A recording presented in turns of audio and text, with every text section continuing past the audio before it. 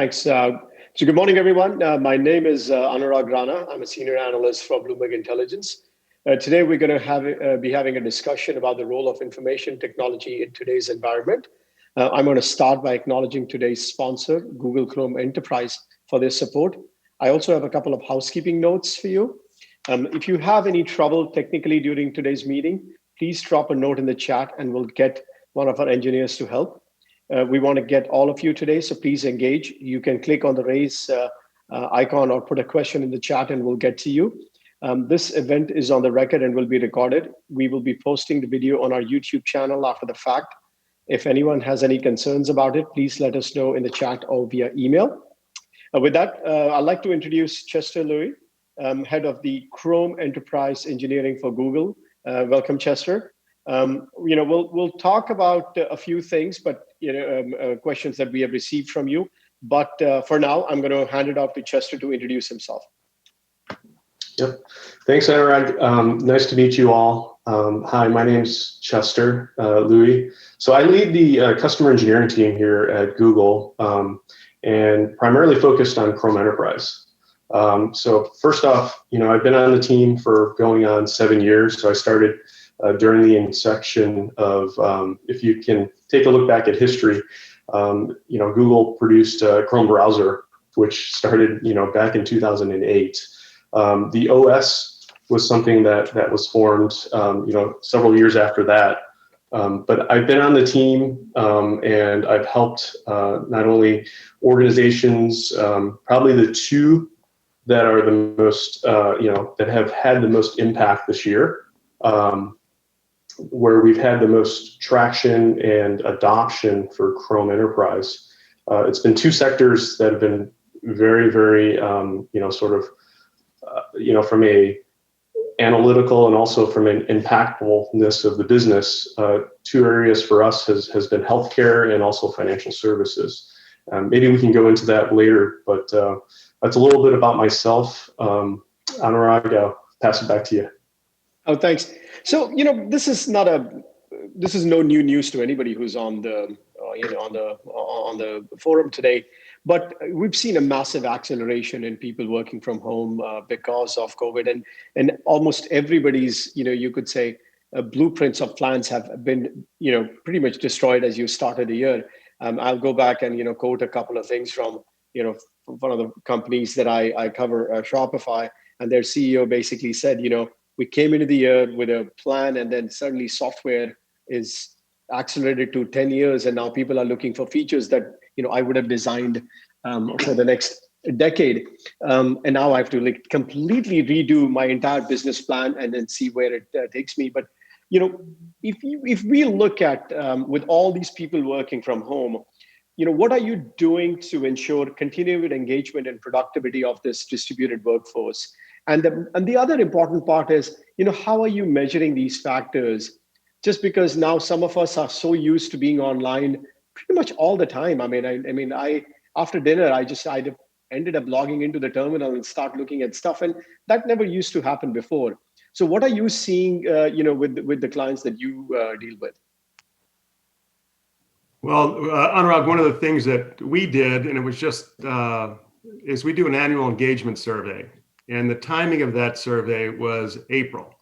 So we were, in the running with dealing with COVID, and it was quite a shock to our company. We service the food service industry. And so as you can imagine, that was quite a tumultuous time frame. And we added, what do you think, how is the company doing through COVID? And that was one of the highest rated responses. It was something like 95%, that you guys are doing a good job. And overall, the survey was great. We were top 20%. One of the things that our folks really kept them engaged is that I sent out a daily email, and which on what's going on, commenting on everything that we had to deal with: the pandemic, the social unrest, the political turmoil, and what's going on with our company. And the transparency was greatly appreciated. Whether we had layoffs, we had furloughs, but the constant communication was thumbs up.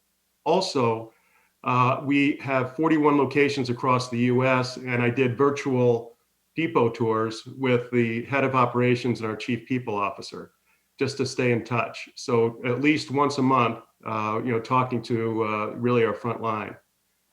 And so the other thing I think is more importantly is that the rest of our leaders in our company followed suit. So the communication and the flow really helped. Everybody is pro in Zoom, but overall it was constant communication in various different forms.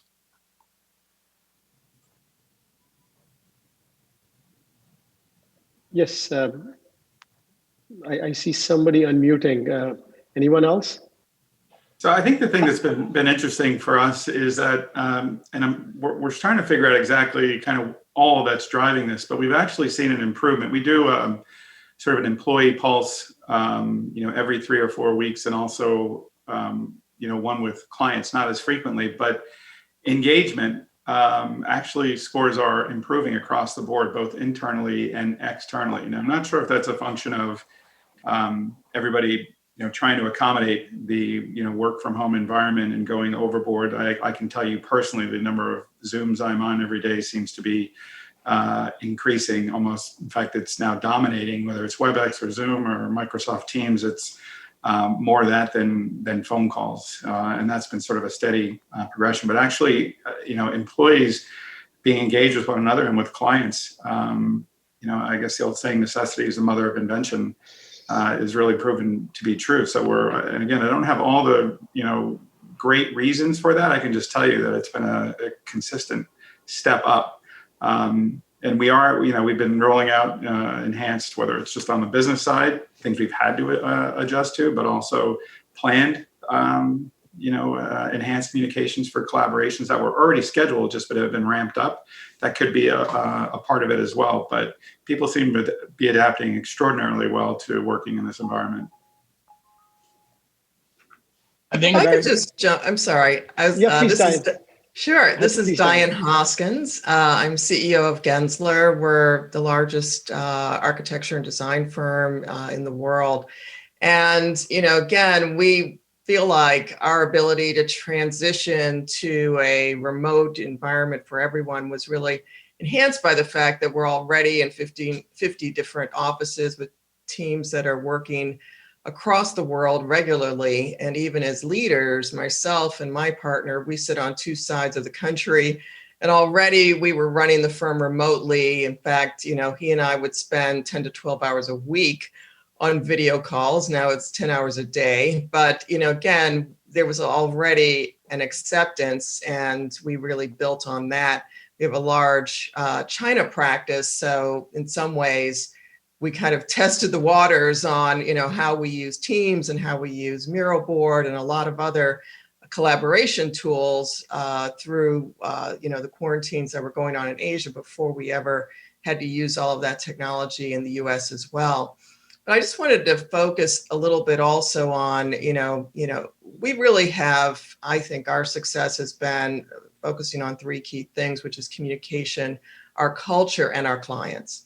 And technology has been a critical part of all 3 of those strategies. And on the client side, just to underscore a little bit about, just being incredibly flexible and, meeting our clients where they are, meaning, our new headquarters going on, whatever, but at the end of the day, the issue is COVID.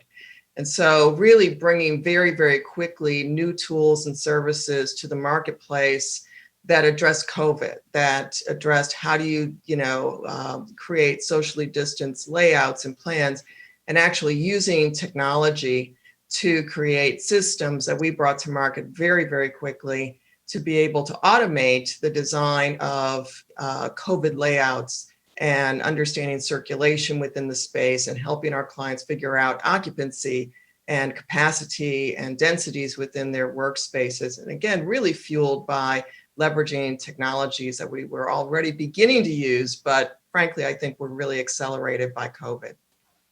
No, sounds good.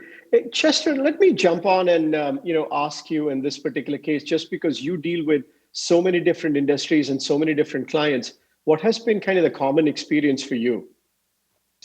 Yeah, I think, first off, like for us, I think the shift has really accelerated our adoption towards reporting.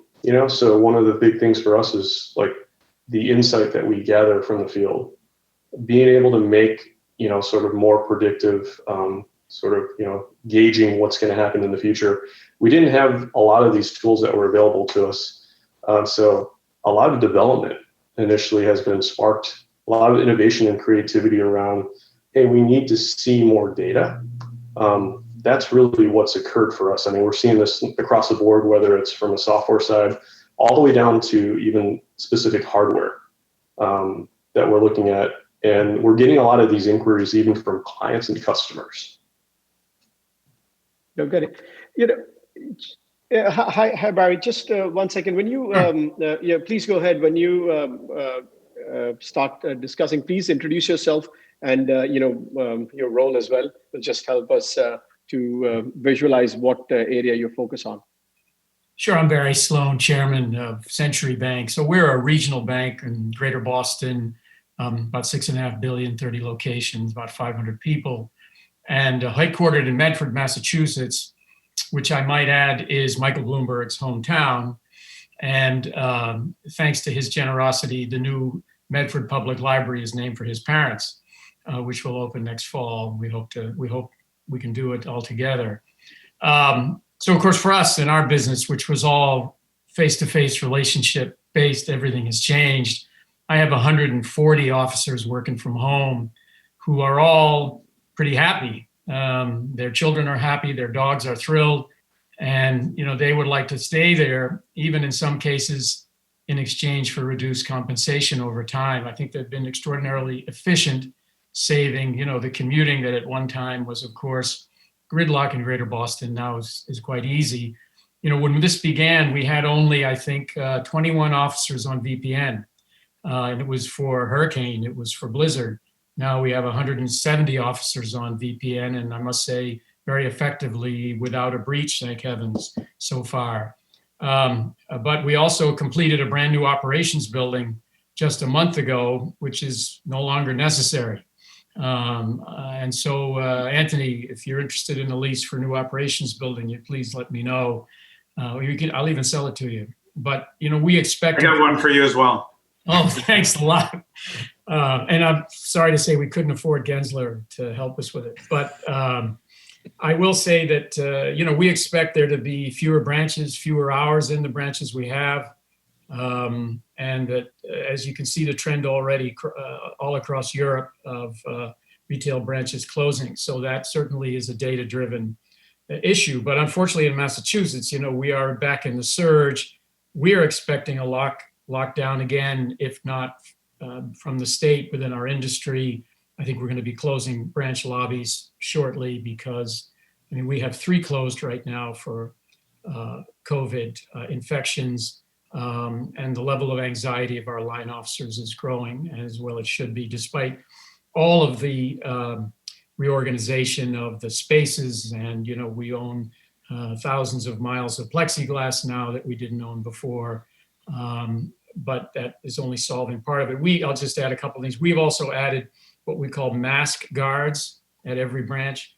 So these are uniformed, unarmed guards who stop people without a mask, because we thought it was really unreasonable for our branch staff to have to enter into those confrontations, which do get ugly.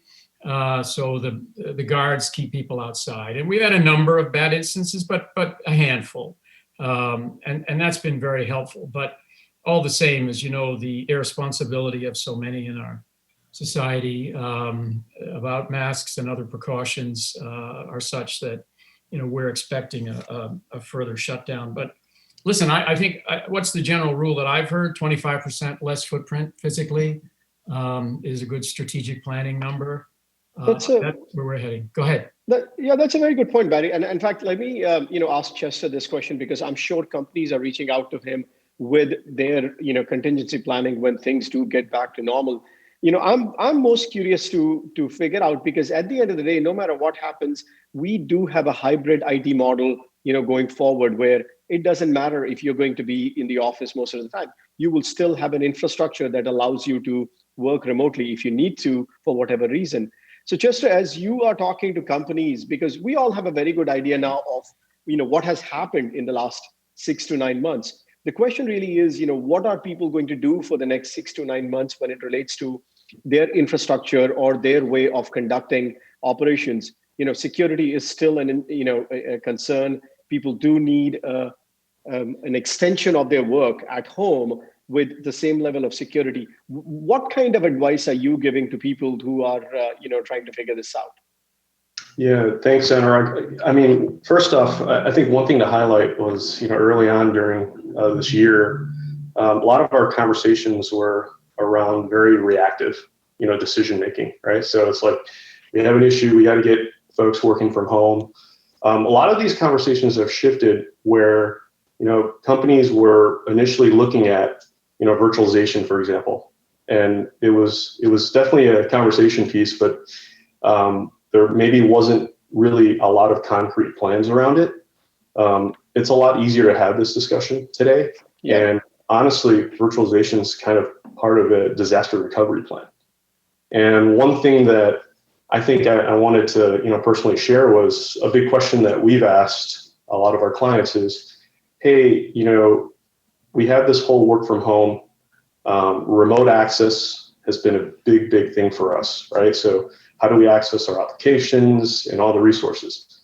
When we return back to the office, are we going to just go back to the same ways? Or are we actually going to rethink everything we've been doing? And maybe this whole remote access is something we can do long term. So this is something that even Google, and I can share with you internally, we sort of pride ourselves on this whole beyond corp access, right? And this is where, it's about being able to remotely access all of your applications without a VPN. So from the get-go, we've always, focused on the nature of being able to remotely access, whether it's applications, resources, et cetera, without the dependencies on a lot of these legacy type of configurations, if that makes sense. No, it doesn't, which is why I brought it up. And the thing that I continuously think about, my home PC does not have the same level of security that, I have at work. So how do you tell people in terms of, manage the access to these applications and the data or any of the malware that gets in, from, how do you protect against that? Yeah, that's a great question. It comes up very often. We have a solution. Obviously, it's around what we actually call tiered access, right? And tiered access limits you from, we take a look at basically a profile, right? So if you have a mobile device is classified as let's say XYZ. It has restricted access. If you have an actual bring your own device, so to speak, you can configure that device for higher level access. So part of this whole tiered access model is based on your user profile, the applications that you need to access, also from what type of hardware you're accessing it from. Very, very good example of that is, I could purchase, let's say, a device from any retailer. I'm able to do simple things like check my email, access my calendar, and do things like that. But if I want to access corporate resources, or maybe I want to go into, if I'm a developer, if I want to access code for a particular product that we're developing, I'm not going to be able to do that unless I have the proper tiering access configured for that. So I'm curious to know how others, if this is also coming up. I see Charles has his hand up. Charles, do you have any comment on this issue? Well, actually, I was going to speak on another issue. I do have a comment on this issue, which is that there's increasingly new solutions in the area of security that are based on what's called zero trust, where the user is only able to get access to the specific capabilities that they're authorized to within an enterprise environment. And as opposed to a VPN, which gives you anyone with the VPN access to anything. And the issue, of course, is you may trust the person, but not their machine. By only providing access to the services that they have access to, you can dramatically limit the amount of potential risk you take by providing access. But I want to comment a little bit more generally on sort of the transition that we saw. So like the other speakers, COVID has driven us towards more engagement through Zoom and other mechanisms.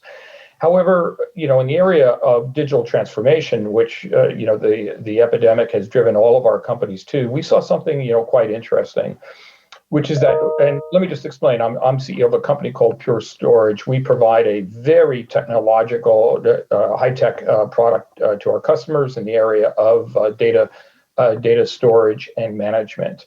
And yet, a lot of our interaction, whether it was with customers or employees, was very personal. It was, very much meetings and engagements and so forth. And I think what we've learned through this crisis is that we have to segment how we engage either customers or employees. And what I mean by that is we have to accentuate the parts of the personal interaction that are most important, and frankly, eliminate the personal interaction that doesn't matter.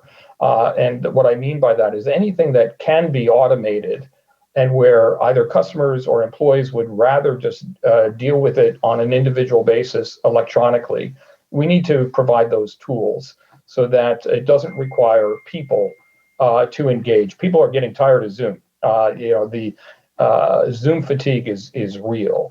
And so part of digital transformation is making sure that we can provide the kind of tools both to our employees and to our customers so that they don't have to engage with us on a one-on-one or on a team basis to get basic information or to have basic transactions. But in other areas where the personal engagement is important, such as, we've had to deal with a lot of emergency situations with our customers who, found themselves without capacity or needing more capability or opening or closing offices where we've had to engage on a personal basis, and that has helped them tremendously. So having that type of personal touch when it's important is critical, but reducing it where electronic means would do is equally as important to reduce the amount of fatigue that both customers and employees have. Thanks. Greg, you had raised your hand as well. Yes, thank you. I'm Greg Hewitt. I'm the CEO for DHL Express in the United States. And I guess I'm in an interesting position because the lion's share of my team would still be actually essential workers out in the field delivering packages and sorting them. But what we found was we were able to challenge ourselves that about a third of our employees were doing functions that traditionally were in large call centers or centralized facilities. And we worked hard to very quickly enable them to work from home. And I think that's been a big challenge to our IT group, who had to increase bandwidth and capability, change out IT. I guess what we were using at work were desktops and others, moving to laptops and other capabilities, increasing security, doing all of the things that allowed that third of our employees to work from home. And they've really rewarded us by increasing, you talked about measurement, all of our traditional KPIs, whether that's entries per hour, files handled, traces handled, our sales KPIs, all of them have improved. And when we got our employee opinion survey in September, we saw a huge lift, 3-point lift from all of the functions that are now working from home, where we stayed pretty flat for our group that was still in the field. So that did challenge us as executives around the globe to rethink and look longer term.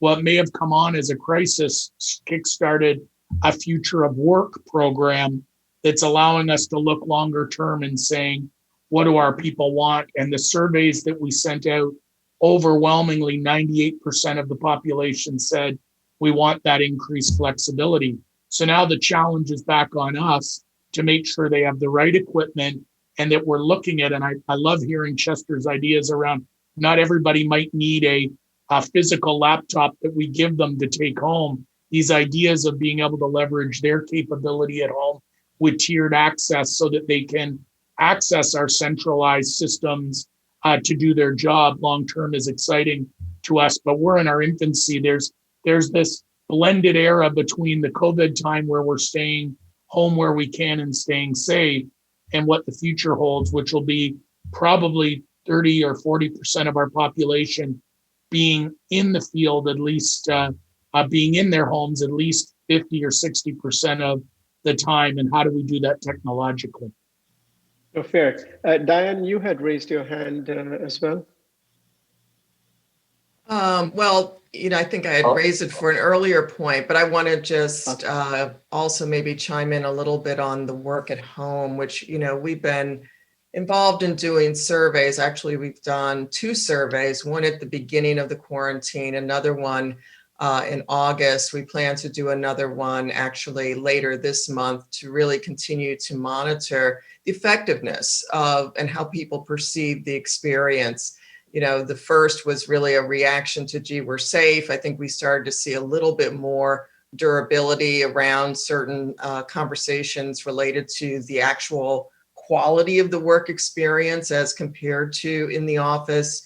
But again, it's very, very early still to really understand when we're going to ultimately know how the overall workplace will change. I think we're going to learn a great deal about, what is that combination that works, this idea of more of an individualized conversation related to workers versus a one size fits all. So we're very excited about how this is unlocking a conversation that's probably been needing to happen for quite a while. Fair. Brad, I see you are next on the list. Thank you. And I want to expand on something that Diane had mentioned earlier, just briefly, and that is this whole issue of culture. And as I listen, what I hear is a lot of strategy, and what rings in my mind is that culture eats strategy for lunch. So for our firm, and I'm the CEO of Grant Thornton, one of the 6 truly global public accounting and advisory firms, going remote just cut to the core of our brand promise. And it raised an interesting question for me, and that is, what is our digital culture?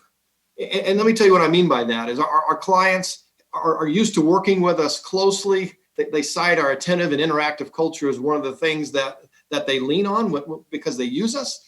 We've actually confirmed that in surveys. But that means we spend a lot of time with our clients getting to understand their businesses.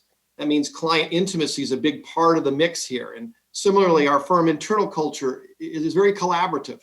In fact, our firm's purpose statement is to make business more personal and build trust into every result, meaning that one of our top values is collaboration. So when the lockdown happened, a lot of what made us special was then impractical. There's no more walking the halls and talking to colleagues, no sitting across from clients, no bringing our professionals to the client's facilities to solve their challenges.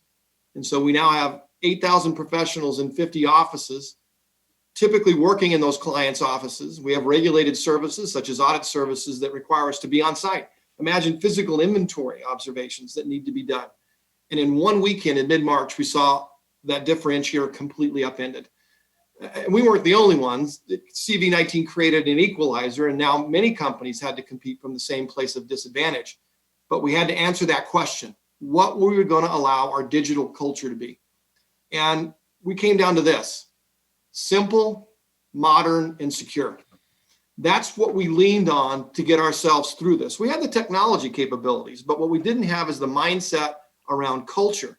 And then that allowed us to basically move into a set of 5 remote working changes that work for us. First, we improved firm-wide decision-making. Second, we bolstered our systems. Third, we shored up security. And again, I'm by nature and profession, I'm a forensic specialist, so fraud is extraordinarily high on my mind right now. Fourth, we provided new collaboration methods. And fifth, we decided not to accelerate everything. Our initial flight was to move all these applications for sharing onto our laptops, which created tremendous security problems for us. So instead of opening that aperture, we actually narrowed it so that we narrowed in on a few technologies that we know really worked well for us. Thanks, Brad. That brings me to another question, but I have 3 more people to go to before that. Let me move on to Dave, please. Hi, yeah, and Brad, your comments were very timely. I'll build upon them a bit. I'm Dave Siebold with Avanade. We're a global IT consulting and services firm, about 30,000 people. And as you might imagine, we've been working remote for a long time. And one of the things we discovered was that the uncertainty around remote work and some of the pressure that creates for our people became very, very important. So one specific thread we've been on, which is how do we help our talent understand how to work from home? So we initiated some programs like flexible work weeks. We specifically promote wellness within the work week at home. We established a principle of flexibility as a cultural norm in the way you do work. And a lot of this came about because, and one of our people coined the phrase, we're actually living at work now. And because our work environment used to be go to conference rooms and interact with clients. And now all of that is occurring virtually at home.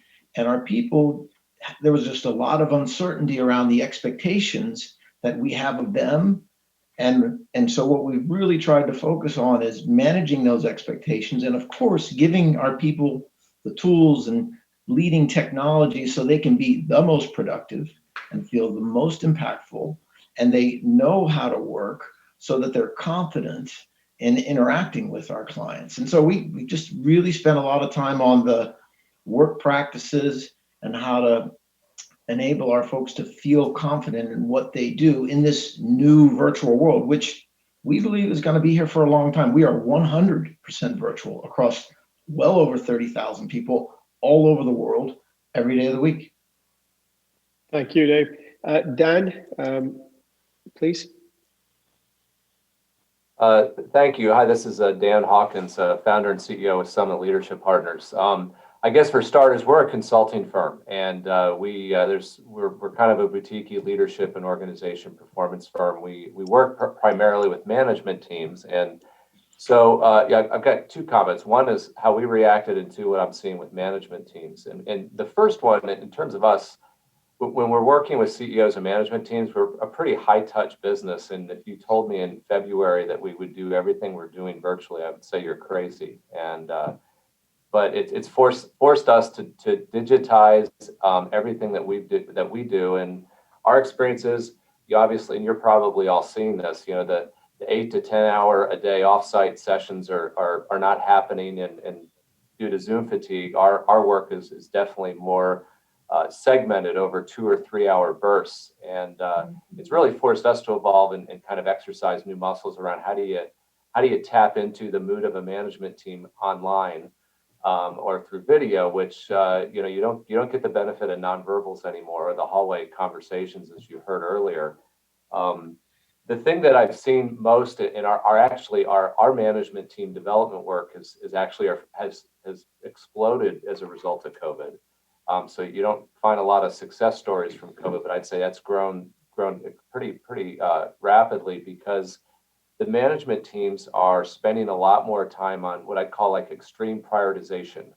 You don't have the luxury of the longer meetings to kind of vet out 10 things or 12 things. So we're seeing extreme prioritization and surfacing where there's misalignment much more quickly because of the shorter, I'll call it blast sessions that you're having, 1 and 2 hours, Zoom meetings and discussions around strategy.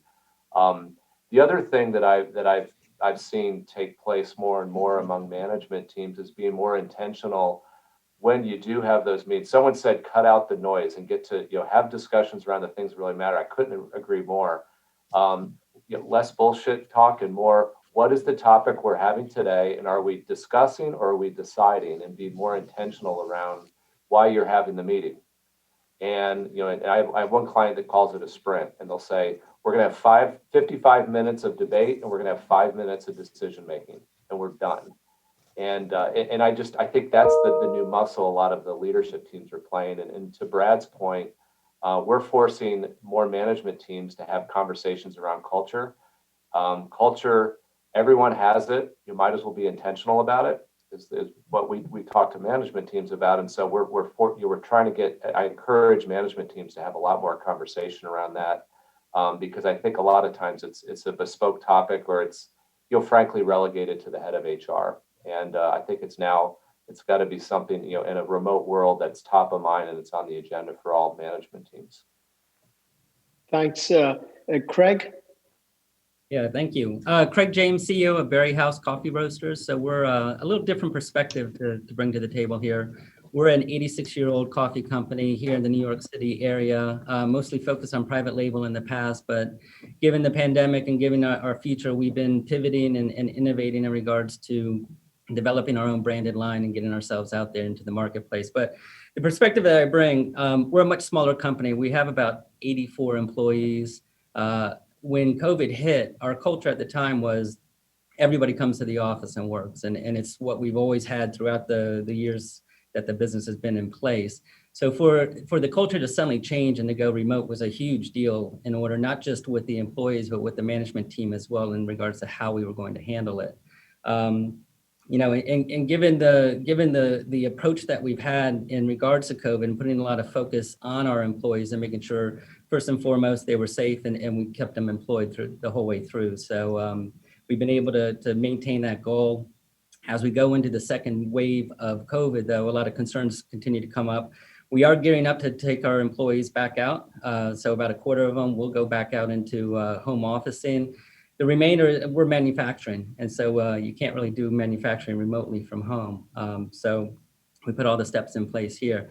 But one of the key takeaways that we had from our learnings of sending our folks remotely is leveraging that technology when we came back together in the office place. So we continue to use the tools that were in place in order to continue to keep social distancing occurring in our offices.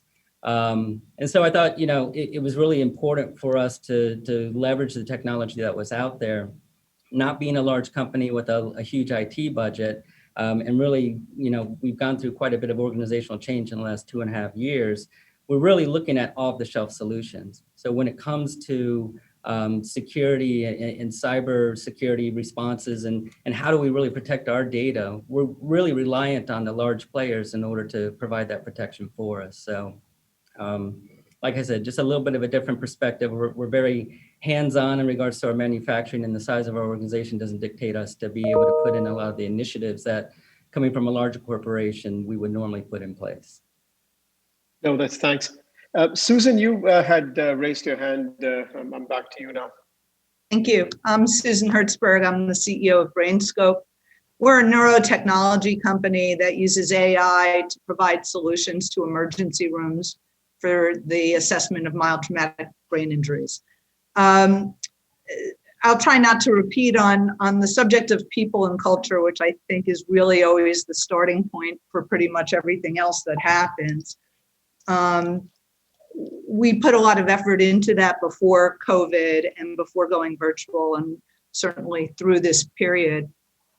I think we're still in a place right now, and actually with the second spikes in COVID, and as we think forward, where we're in very much the assessment of the nature of work, and that it's not a one size fits all. And you know, younger workers, new employees coming in, how do you properly onboard them? I heard subjects of trust and engagement and how you build those things. And sometimes it is the bullshit conversations that happen between people that they form relationships through that then help with the nature of work later. So we're in the question of what this looks like. We have workers that have young families and they're going out of their minds being at home and only want to get back to an office. And a lot of other people will go, if I never went back again, that would be great.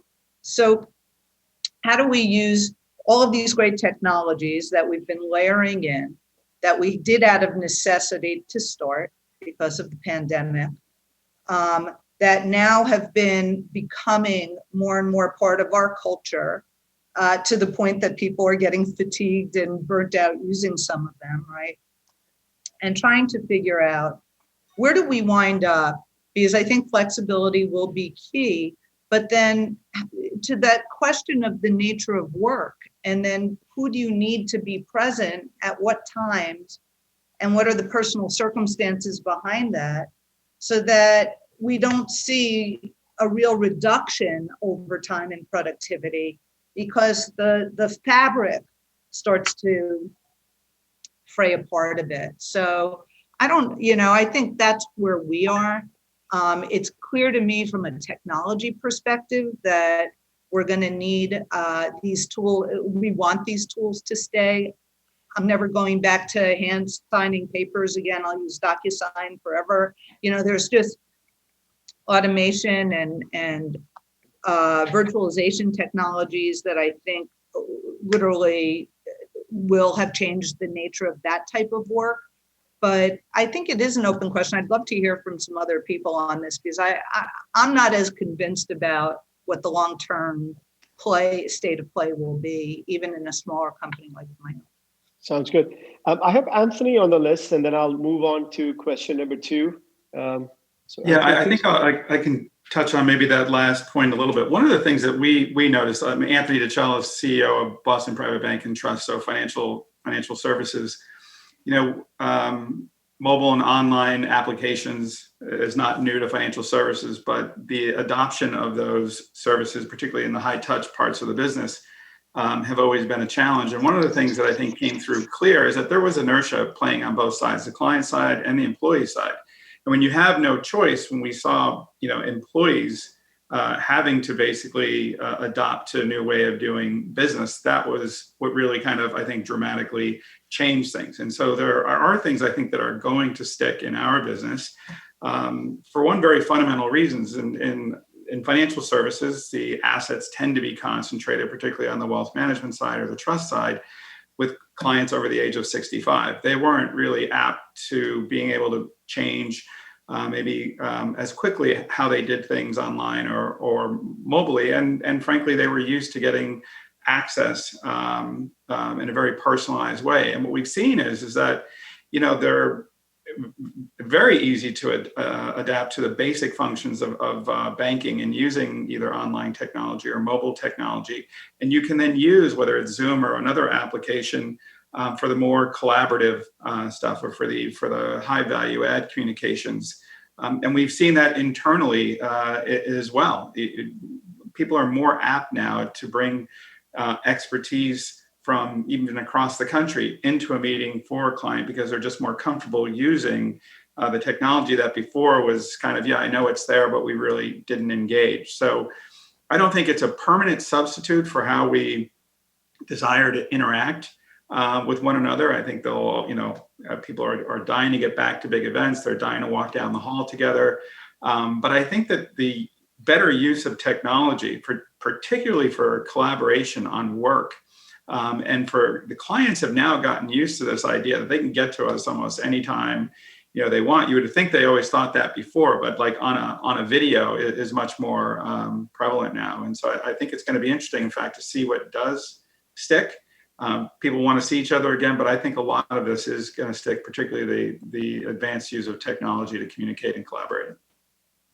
No, that's very helpful. And I'll just chime in one thing. I cover the technology space for Bloomberg Intelligence, and I cover, most large companies such as IBM, Microsoft, SAP, Shopify, and, Accenture, IBM, et cetera. And one of the things that I have seen is so much of funding has gone into the areas of e-commerce, collaboration, unified communications, productivity. And we have seen, a pullback in some of the other areas such as back office, ERP, HCM, et cetera. So my next question really, talks or goes into that because of this unexpected shift towards, engaging people to work remotely and all the collaboration tools, has it, how is that, changed your digital viewpoint or initiative? Has it accelerated in some areas? Have you pushed out certain projects? So what's your mindset now? And let me start with Chester largely because he deals with a lot of clients that, come to him and say, well, I don't have the money to spend on this area, but I can spend it in another place. And how's that budget shifting going along? Yeah, Anurag, that's a really great point. Let me kind of just real quickly highlight some of the challenges we've had just at Google. I mean, internally, so, the devices, especially education for one, has been a big capacity testing for us, right? So a lot of the initiatives have been around inventory constraints and so forth, but what's really accelerated and kind of surfaced for us as big challenges have been, we didn't expect people to be in video calls, all day on a device. Yeah. So guess what? Devices are breaking. Hardware across the board. I mean, we're really load testing the entire, not only from a network perspective, but the software. And also, I highlighted earlier about how reporting has just been just a really big piece for us. We're going to look back probably historically on all the data that we've collected during this period of time to really understand, I think, better for us to get insights into how to make more predictive sort of decisions on the future. That's really what's really going to help us. And some of those things have been, since we're in these video calls day in and day out, we've started to actually even build out certain, apps within the collaboration suites. So Anurag, your point of yes, we are heavily investing in collaboration, but we're also giving users more visibility into the usage of these apps. So if I'm in a video call, how do I know that my device is optimal? How do I know that my network is the right network? Is it configured properly?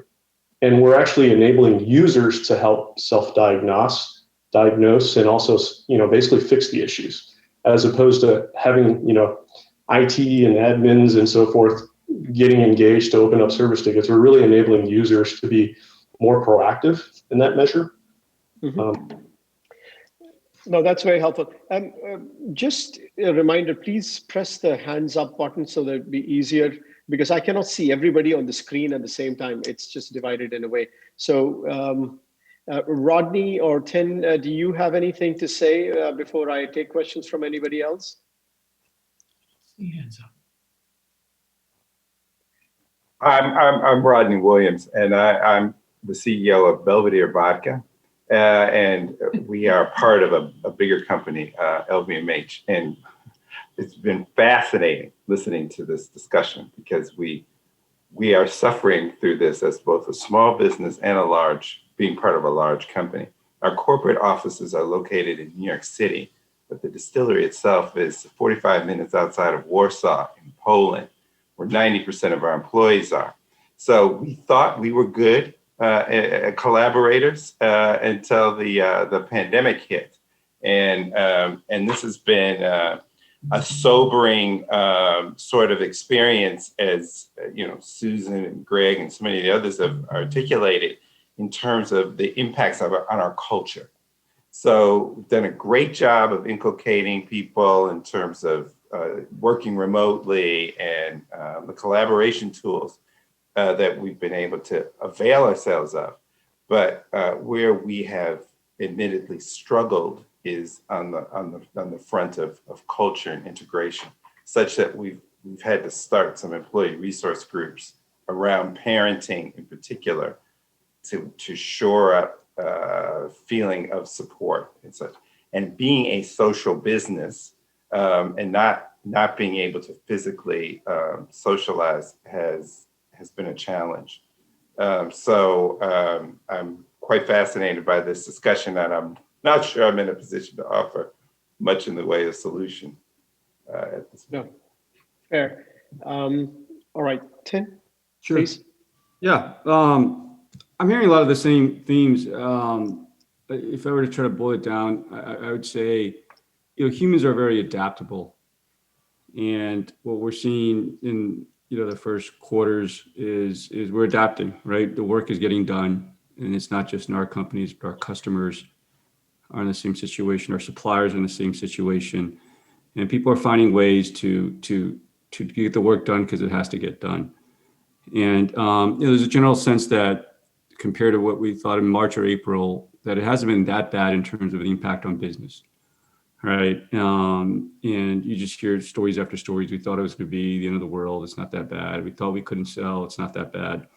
And even though we feel like this is such a big crisis, when I talk to folks, especially journalists and stuff, and there's certainly bigger crises that people have managed through. The hard part about this has just been, I think, the unknown aspect of it, and how different the impact is on different people, right? People with kids, people without kids, people that are single, people that are older parents. And you don't really know where this is going to land. And somebody said, okay, rule of thumb could be maybe 25% capacity. That might be the average, but the spread is gigantic. You're going to see companies that are 100%. You're going to see companies that are 0%. And so it's really hard to sort through. And the hardest thing right now is, for me, is how do you, there are certainly people that thrive on uncertainty and unknown, but most people want certainty, right? Where's my life going to be 6 months from now, 12 months from now, so I can plan it? And it's hard. It's hard as a leader to tell them where it's going to be. Are we going to be back at work? Or are we not going to be back at work? Are we going to be at 25%? Or are we going to be at 75%? How is the work actually going to get done? And, especially knowledge work. We're a software company. So we provide billing software and payment software for companies that have recurring subscription revenue businesses. So our employee base is classic software company with salespeople, engineers, marketing and whatnot. And we're distributed around the world. And so our workers are opting in, right, to a company every single day. And they don't just ask, is this the company I want to be in today? Is this the company I want to be in a year from now? Because there's too many choices out there. And when it's hard to articulate what 12 months from now are going to be like, right? I could talk about the vision of the company, where we're going to be, right? But just like they could take it down to the day-to-day level. Some people are completely bought in. This feels really, really good. But some people are looking for answers that we might not have. And so how do you manage through that uncertainty?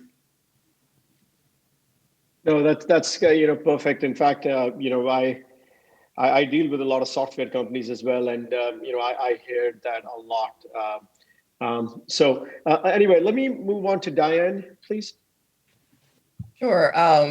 And I really appreciate Tien's comments. Excuse me. And I think that you kind of nailed an issue, which is the issue of uncertainty and how different people behave in uncertainty as leaders. I mean, probably the most certain thing you can say is we're not going to have any space, because you can make that decision today with certainty.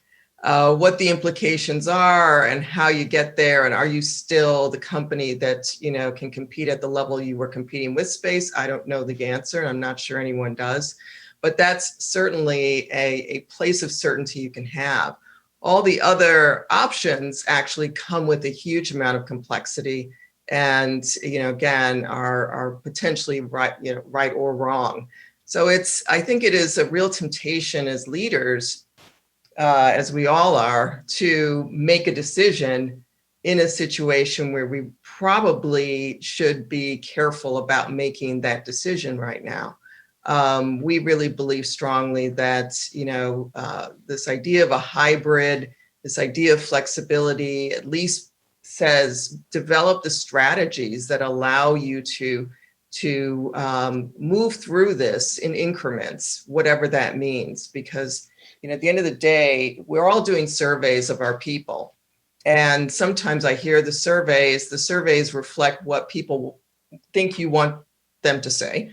In some cases, it's people, asserting their rights to say, anything, even if it isn't in the business's best interest. But at the end of the day, we're running companies, and, the way that we ultimately create success is our people, our technologies, our places actually have contributed to that success as well. And so I think it's really going to be about how we create the optionality throughout the next year and resist some of our natural inclinations to want to make that big decision. Again, with probably a lot of risk associated with some of those extremes. No, thanks, Jeff. Yeah, thanks, Andy. Thank you. Hi, this is Jeff Kiesel with Restaurant Technologies. And we have, what we do is we implement technologies to make commercial kitchens safer and smarter. One of the things I think that we've all talked about is flexibility is out of the bag here. I mean, we will be managing in a much more flexible environment. And as we started to talk about that as a senior team, we said we have to be very, to what Dan said about prioritization, but it was also about respect for people's time.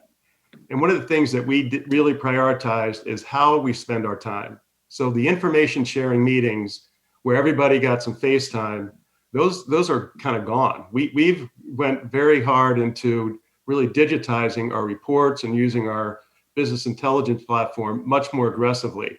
And I'd say we probably cut out 20 to 30% of our internal meetings that were really just information sharing. And that's the feedback we got. This is very respectful of my time, and I can actually get on and do my job and not be on a Zoom regurgitating something that I can read. So that's a change that we did. It's been helpful. Thanks, Jeff. Moving on to Dan. Hey, I just wanted to build on Diane's point, and we actually did a study on successful CEO attributes during 2020 in October, and things like IQ, being high IQ, being analytical, results driven, all things like that were kind of tossed out the window, and it's interesting. It's the whole rise of emotional intelligence, and came out as the most impactful, successful or success attribute for CEOs today, and that's and out came things like resilience, authenticity, transparency with their people, and transparency with the board. And the interesting part is, we surveyed CEOs and we surveyed private equity investors. You never would have, we work with private equity all the time. They don't care about that stuff. They really don't, but now they do. They actually see, wow, how you treat your employees, how often you communicate with them. One business model or one size doesn't fit all. We needed more I think Diane mentioned adaptable leaders. I think that not CEOs, I think you all know it.